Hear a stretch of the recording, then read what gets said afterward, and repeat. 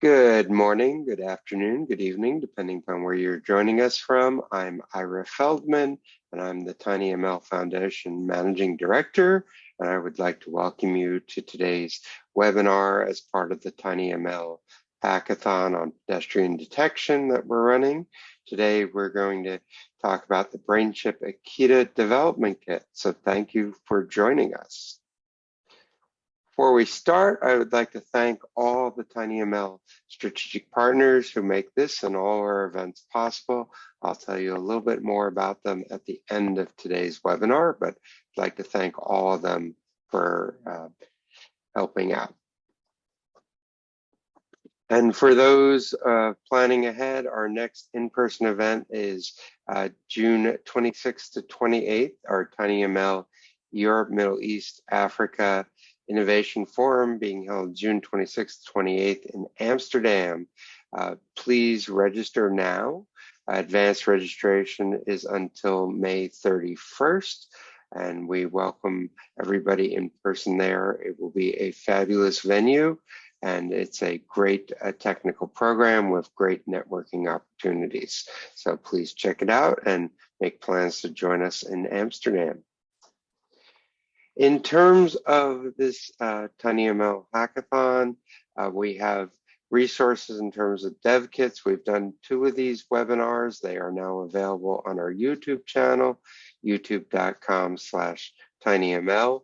Sony talked about the Atrios Intelligent Vision System. Infineon talked about their extensive 60 gigahertz radar sensor. Today, we have Brainchip talking about the Akida platform. We will also have office hours and Ask the Expert sessions, and we will announce those via the contest website.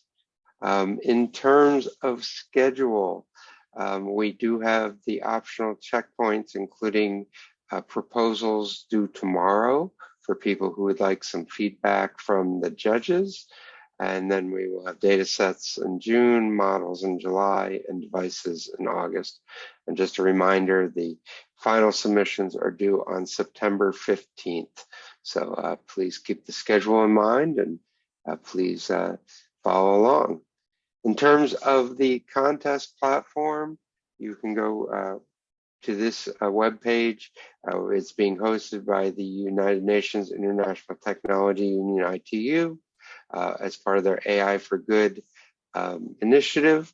So you can go here, and this is where you put your teams together and have all the detailed information about the contest. So today it is my pleasure to introduce Nikun Koteka. He is a machine learning solutions architect at Brainchip. He's spent the past few years immersed in the Akida neuromorphic technology, and he's focused on bringing the power of their technology to assist implementing cutting-edge AI solutions. Prior to Brainchip, he worked at Oracle, where he was using new AI-driven processes to streamline clinical trials. And with that, I welcome Nikun. Thank you, Ira, and thank you, tinyML Foundation, for organizing this hackathon challenge. It's been a really exciting way where you guys are driving the machine learning community forward and encouraging all these new developers and existing developers to drive the community forward. Welcome, everyone. I'm Nikunj, and welcome to this webinar. We're going to be talking about our development kits and talk about how we can help you guys in making sure this challenge is completed by you guys. Before that, let me tell you a little bit about me. I'm a solutions architect at Brainchip, and I've been with Brainchip for over 2 years. I've worked with the Akida Technology, trying to develop new models, for the neuromorphic world, and kind of work with industry leaders to make sure we can integrate their cutting-edge solutions alongside Akida. And for today's agenda, we'll be talking about the problem statement again. So I'll just highlight the problem statement, what this challenge is all about. I'll give a brief introduction about our company, who we are and where we are heading to. I'll introduce Akida platform and talk about our development kits so you guys have an understanding on what our platform is all about. We'll talk about how do you guys send in proposals so that you guys can get access to these development kits and can get them started alongside this challenge. And then our external sources, our support platforms, where can you reach us if you need any help from us?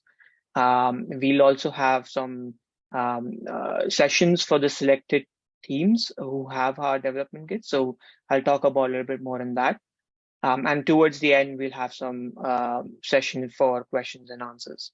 All right, so this is taken from the kickoff deck from tinyML. And initially, the problem statement talks about there have been a lot of petition deaths throughout the country and throughout the world. So we're trying to solve this in a way that AI can kind of assist a lot of these vehicles to detect, moving people around or moving bicycles or anything that can avoid these type of accidents. And mainly, you can have different types of visions, maybe coming from vehicles, maybe coming from a flagpole. So there are a variety of different solutions that can be implemented. And there were two kind of examples given from the kickoff deck where one, you have some accidents seen in major intersections where there are multiple different crossings. And even between intersections, you see some fatal injuries going on here and there. So we kind of try to address all of these scenarios in a way that we can highlight these problems and at the end, try to help or assist them with AI models. And for that, we have some judging criteria for this challenge. So we definitely want to correctly classify how many pedestrians we are able to recognize properly. And it may be in different conditions, different lighting conditions, different weather, depending on, different scenarios, you still want to be able to recognize these pedestrians. We want to understand your flexibility of your solution. So where are you trying to install this? Is it on some sort of a flagpole? Is it on some sort of a different angle view? So with that, it also goes on the cost factor, right? So how much are you reducing the cost with your innovative solution? Not only in terms of just your hardware silicon area, which is the BOM cost, but also in terms of installation and maintenance, right? So that's also one of the key aspects where we want to do this task, but also want to understand your cost ratios. And then what's going to be the response time? How quickly can you interact? Typically, these have to be real time because you have to take actions immediately.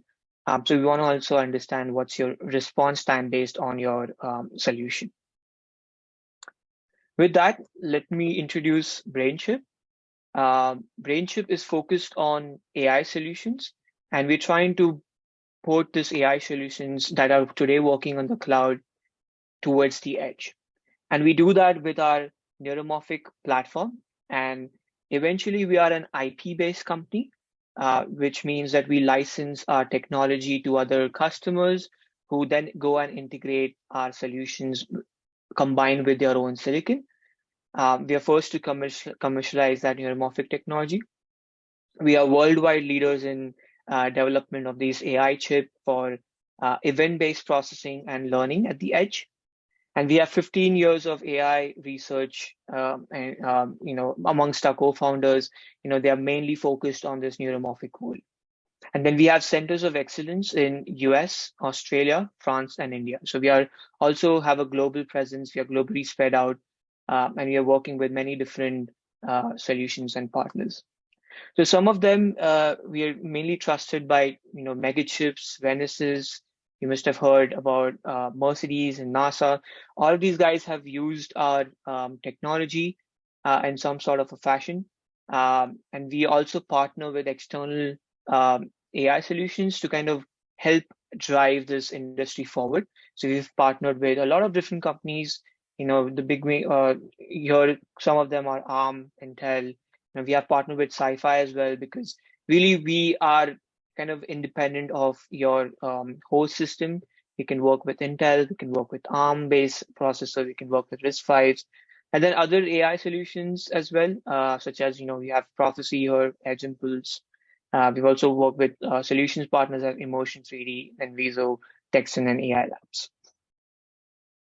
And some of our key markets, with this solution, we're really trying to target mainly edge-based devices, and they can be segmented in different areas. So industrial, automotive, health, wellness, and home consumer.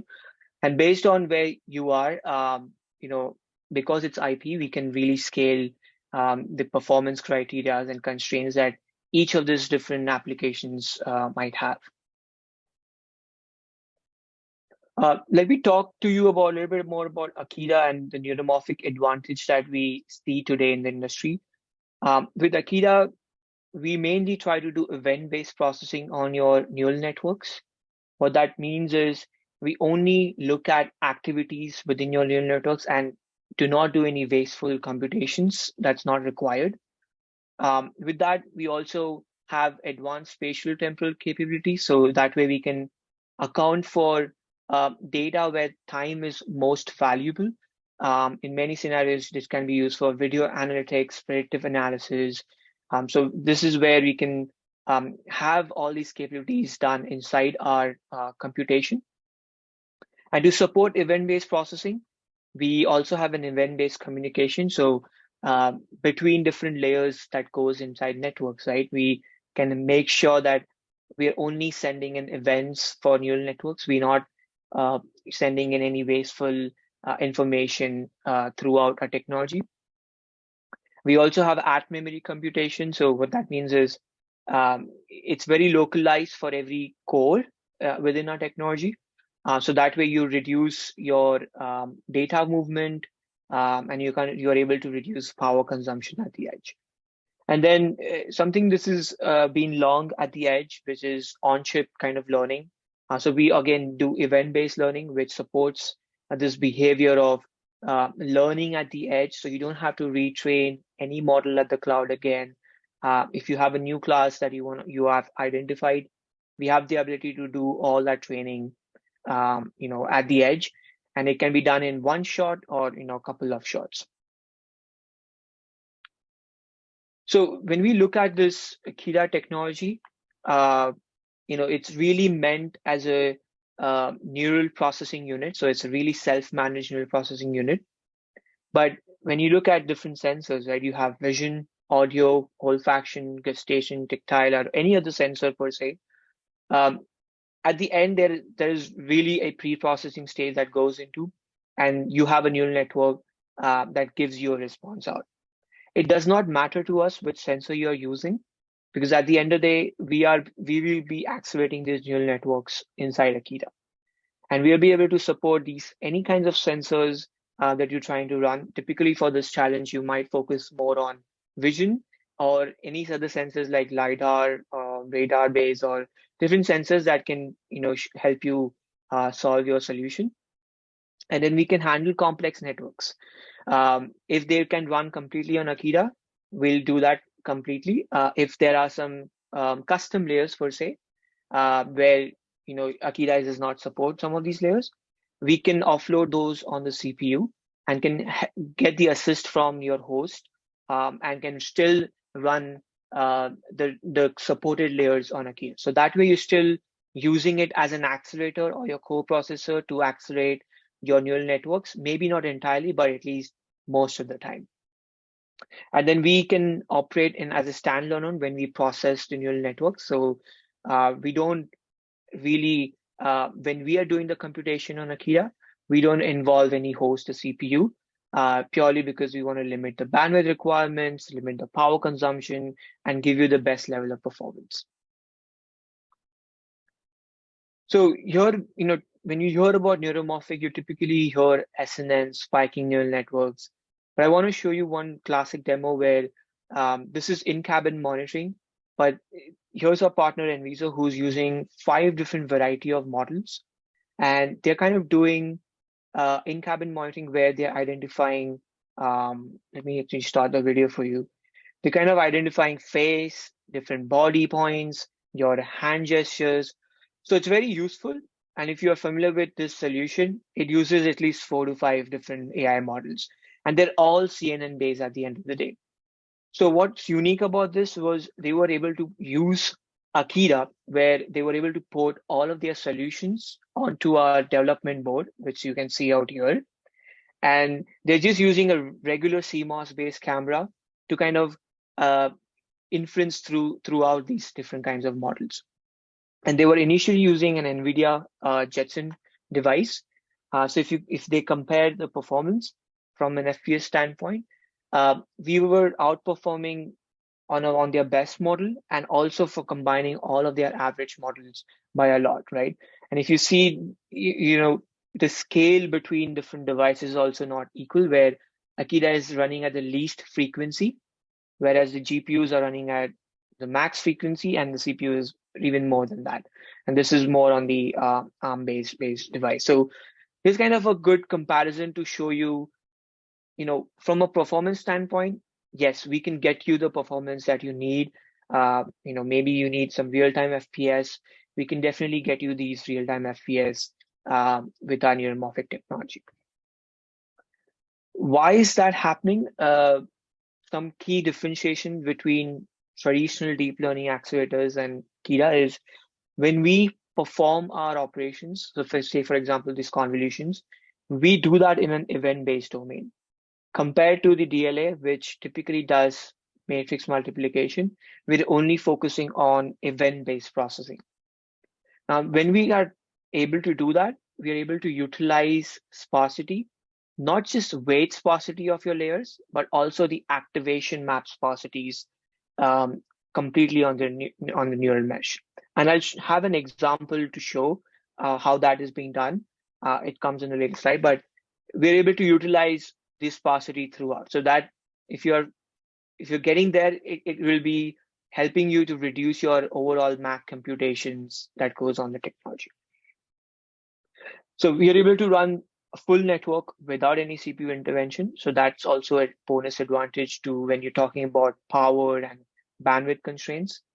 We have a self-configuration DMA. So what that means is whenever it's configuring a network, it can self-configure itself.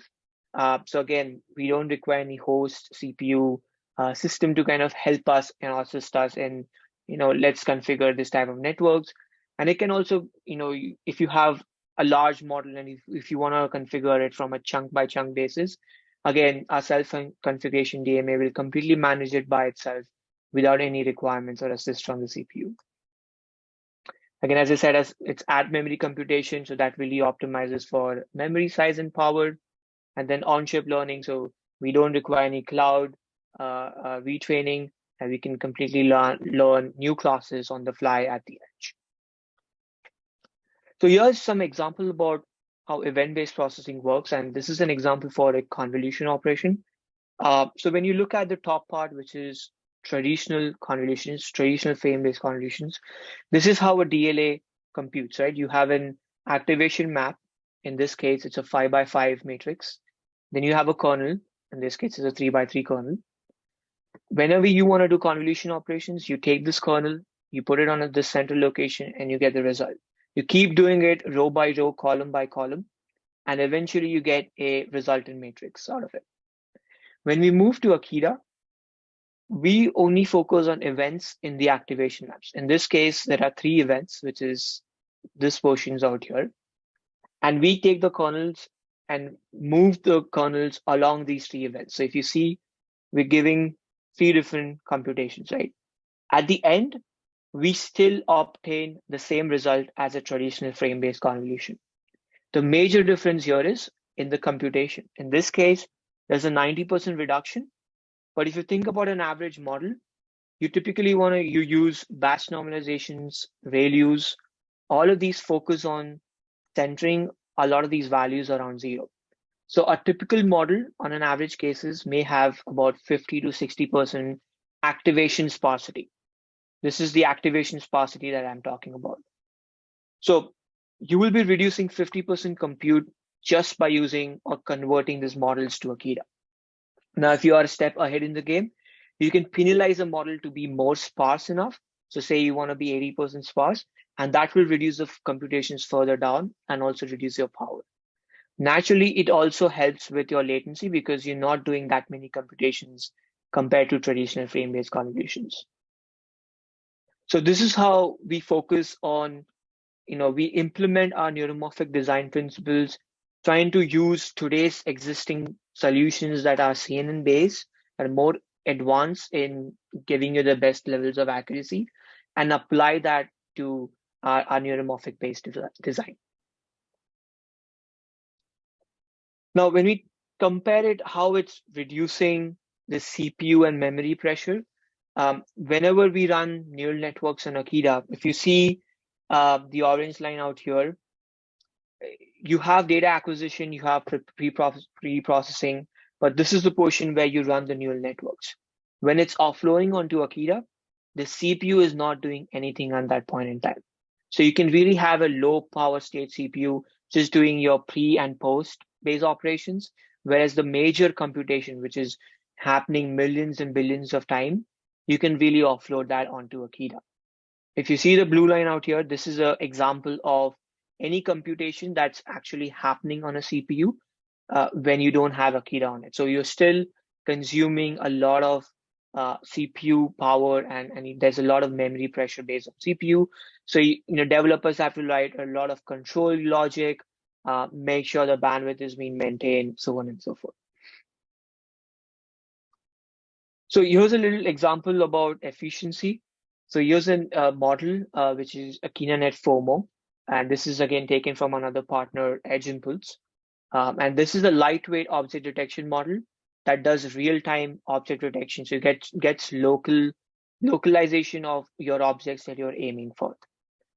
So if you see out here, we're trying to identify the Skittles, which are the circular candies in this frame. And it's able to correctly localize where these 6 Skittles are against all different kinds of objects or candies that you see out here. So very useful for like a pre-screening algorithm, or maybe in industrial use cases where it's going over conveyor belt. In your case, in your solutions, maybe you want to do this pre-screening algorithm to detect if there's a pedestrian ever in this frame, right? Just get the location where it would be. Then you maybe like crop out that local location and then extract some more information with complex algorithms, right? The benefit of this is if you see this kind of algorithms as well, we're able to run these models in real time with extreme efficiency. And not just these models, it goes throughout different kinds of variety of models. In this case, it's just less than 1 millijoules for this example. But we typically focus on microjoules to millijoules for many of these models, even large scale models such as mobile nets and YOLOs and so on and so forth. So here's some examples of working with other types of sensors. So here we are working with point cloud based data. So you can think about this coming from maybe a LiDAR based frame. And here you just have an RGB reference to see what that actual sensor is looking at. So if I play this video, you can see that we're working off this point cloud, which naturally, if you're familiar, it already introduces a lot of activation sparsity, because it's not like an RGB where you have values on every pixel. You just have pixels on things that are, really being focused on. So this again helps with sparsity. Typically, these kind of sensors, when you work and create your neural networks, you would have about 80 to 90% activation sparsity. So that's really huge for us because now you'll be able to reduce power by a lot and also gain a lot on your latency. Now on the right, you have this is an event-based sensor data. So if you think about processing or TVS-based camera, so here's a street view from them, and here we are applying object detection models to kind of identify different. This is a truck, this is a car, this is a bike.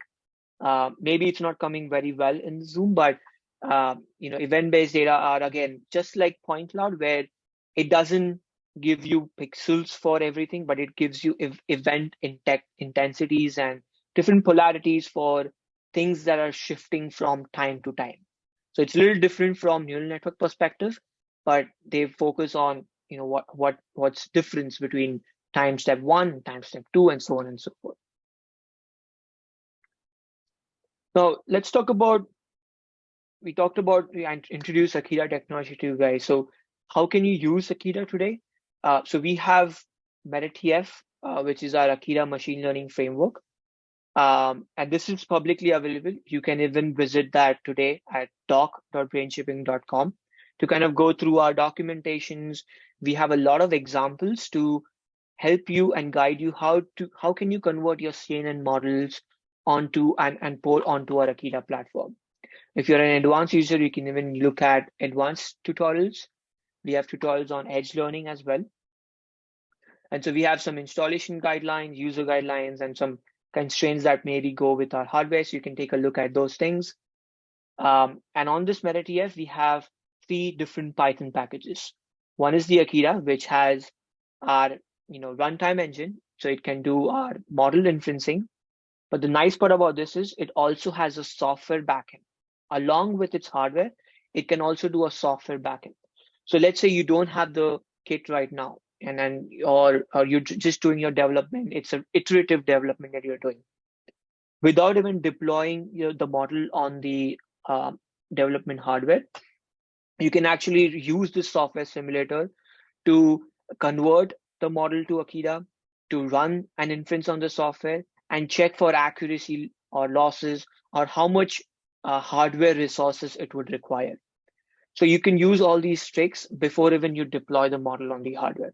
And then once you deploy the model on the hardware, we can use the hardware backend, and it will give you the hardware level performance such as power and latency.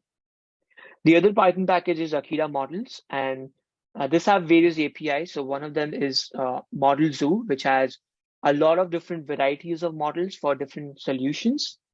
So you can use this for transfer learning. If you are developing a solution, you like a particular model that's there, and use this for transfer learning. So it helps you with faster training, faster conversions, and really an optimized solution that runs on our hardware. There are other APIs in this, such as knowledge distillation, pruning of models. So you can, if you are really focused on the later criteria of the challenge, where you want to focus on your BOM cost or you want to focus on your real-time latency, you can use all these APIs as well. And then we have another package, CNN to SNN, which is really like a conversion tool to convert your TensorFlow Keras models, which are in CNN today, and convert them to a spiking-based or Akida-based format, so that it can run it on our hardware. It also supports tools like quantization, so you can work with 4-bit quantization, 2 bits, 1 bits for both activations and weights. So it can help you with all these techniques. It also has extended support for quantization away training. All of this is extended from TensorFlow library. So whatever TensorFlow supports today, it supports to 8 bits. We have gone ahead and extended to support 4 bits, 2 bits, and 1 bits as well. So it's really an helpful tool to make sure that you can do the right development for your application. And about development kits, so again, we are an IP-based company, but we do have silicon, which we kind of use it as a reference-based design. It's called AKD1000, and we use this for prototyping, demonstrating solutions, working for exactly these kind of problems where you want to demonstrate something is working in neuromorphic code, right? So it's a silicon which has a lot of different varieties. You have an M-class CPU on it.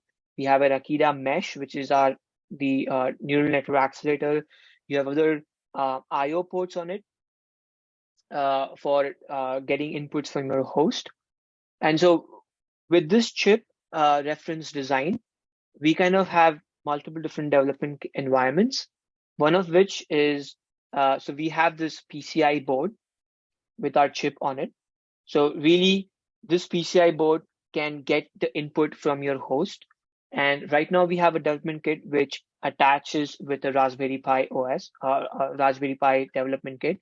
It uses an ARM-based processor. And for you guys, when you guys submit your proposals, out of all the proposals, the best 3 ones, we will be providing them with our entire development kits, which is Raspberry Pi with this board. And what this will give you is a setup with an entire Akida platform. We have some sample demos, so you can look at it how we do things. You can play with those demos as well. And your environment will be set up. So you'll have your drivers and everything will be set up on your system. You can just have your solution and then you're ready to deploy it on this development kit. And then for the remaining proposals who do not get this development kit, we will be shipping just this PCI card with our chip on it. Again, so this is a AKD1000 mini PCI development board. And so you can use this on any Linux-based system that has a PCI interface support. We will give you guidelines on how to install the drivers, so you'll be able to install these drivers and can play with those things. You can even use the same Raspberry Pi kit or other kits, but you will have to do all the setups on your basically on your own. Now, when you think about these kits and how do we view our AI solutions, right? So from how do we develop you a concept and how do we develop? So first you can evaluate your models using MetaTF. You can use our partner, which is EdgeImpulse. We have integrated our solutions onto EdgeImpulse platform as well, including the development kits. So you can evaluate, how your solution looks throughout. You can then go ahead and design your solution based on the development kit you're targeting for. And then you can develop it specifically for our AKD1000 chip. Again, you can develop and deploy it using MetaTF, or you can use EdgeImpulse as a development platform as well. And then you can, if you are focusing on this IP, this is where you can scale your solution. So since this is a reference design, you can use this for understanding what your scale of the representation could be, right? You may have a model that does not use all of its cores, uses a portion of its cores. So we have a way to kind of shut down some of these portions and just use those portions. So that way you can scale up and scale down based on your models and your application requirements. And we can work with different kinds of sensors. So I already showed you camera-based sensors, showed you point cloud-based, event-based. But there are other sensors. You have radar, you have time of flight, you have IR sensors as well. So all of this is possible to work with us. No matter the solution, all of these solutions will work in event-based processing, right? Some might work better than the others just based on its sparsity levels, based on your power and constraints as well. But some might require more accuracy. So you might want to even combine multiple sensors to one sample image and do those kind of inferences as well. And then we have external resources. So we have a YouTube page. If you search for Brainchip Inc., we have a YouTube page which has a lot of workshops, a lot of different webinars that we have done in the past as well. We have demos that can help you understand, oh, I can also do this kind of things with Akida. If you visit our website, we have a variety of different blogs. So we have blogs with, some with benchmarking performances, some with explaining about neuromorphic a little bit more in detail by one of our co-founders. We have a variety of different blogs that we kind of focus on different topics that might interest you. And check out EdgeImpulse as well. So we have integrated our Akida platform onto EdgeImpulse. So that way you can build a solution with your no-code ML design studio and can really deploy it onto one of these development kits. You can, even before deploying, you can just get the model out of the studio as well. So you can use that platform additionally. And in terms of schedule, so today we did the development kit webinar. The link for sending your proposals goes live on the tinyML website. So if you we'll probably post the link in the chat as well, but if you go to the tinyML website at tinyML.org event tinyml-hackathon-2023 and pedestrian detection, you'll see the link live. There will be like a Google form where you can just submit your proposal, and we'll go through all your proposals. The last day of submission is 2nd June. So we'll go through all the proposals after that, and we'll select the ones that we for the development kits with Raspberry Pi and PCI board, and just the PCI boards as well. And we'll be able to ship them by 8th of June. So That way we'll contact individual teams and make sure we get all the right details, and we'll be able to ship all of them in first week of June. After the shipments, we'll have training sessions. We'll have 2-hour session. A little bit that this will be detailed session, just explaining about MetaTF, our engine library, how to play with certain things. Um, we'll have an expert, AI expert on the call. We'll go over these training sessions specifically to the teams who we have given the development kits. So that way, you guys, if you have any questions, you can get it done with the expert right away, and we'll make sure that you guys have the right level of support that's needed. And these are the optional deadlines from tinyML for based on the challenge.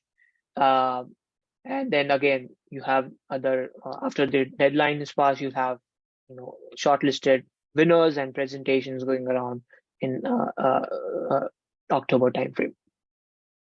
For any other external support after the training session, right from today onwards, this email will be active, which is bc-tinyml-hackathon@brainchip.com. So this will, if you need any help with our development kits or any questions that you have for us, please email us at this email ID, and one of our AI experts will get right away and help you resolve your questions and help you understand some concepts as well.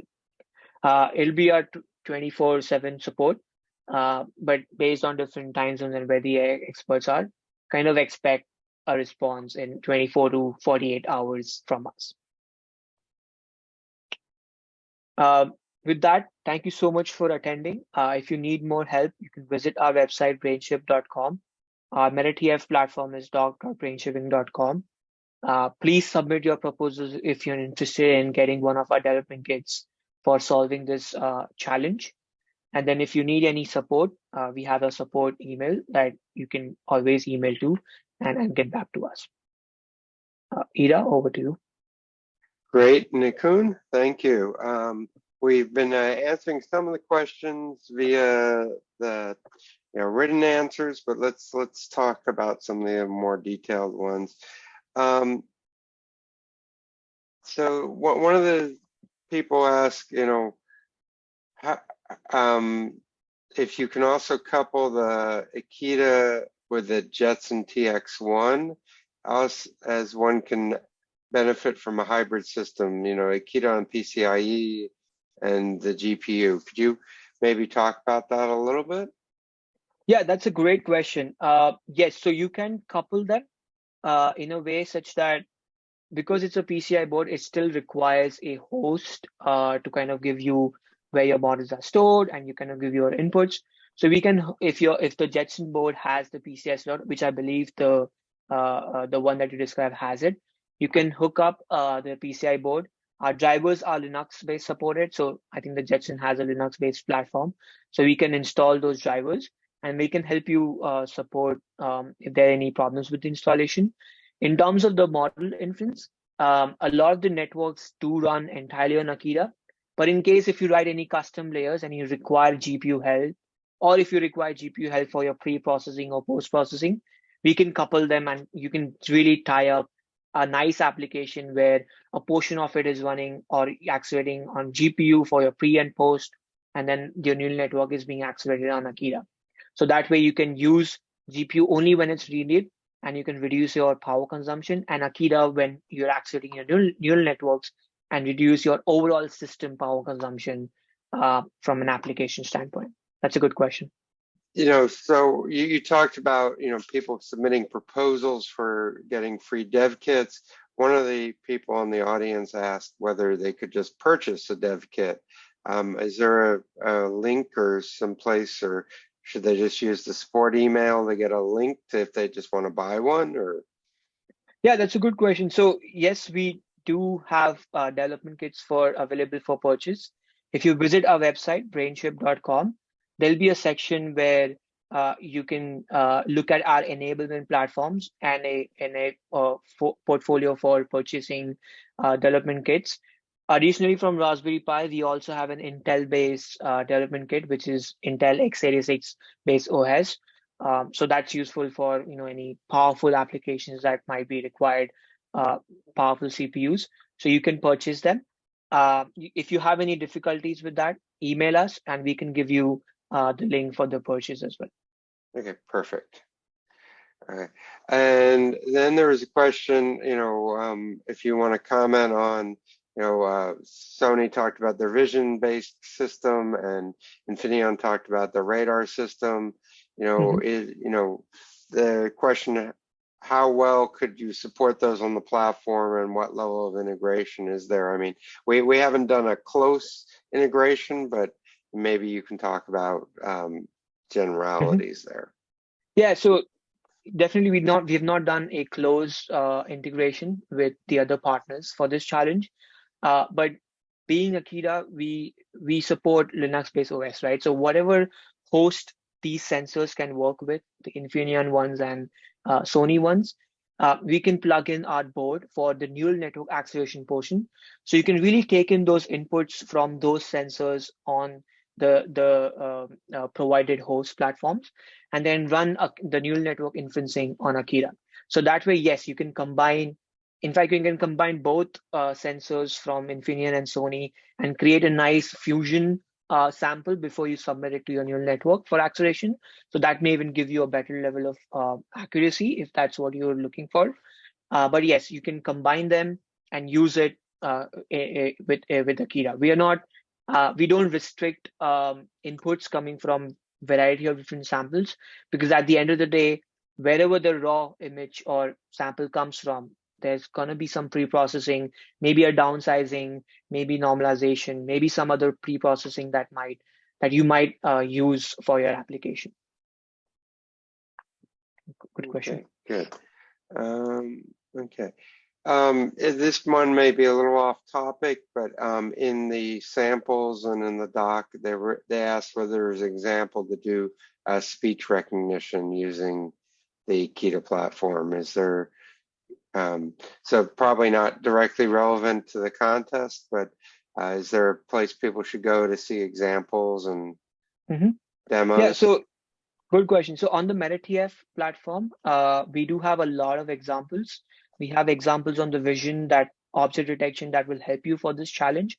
But we have other examples as well, such as speech recognition. We talked about audio classification. We have examples for vibration recognition.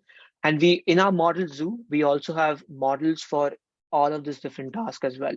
So for this challenge, you probably will be looking at vision and object detection based models. So we have a zoo for that.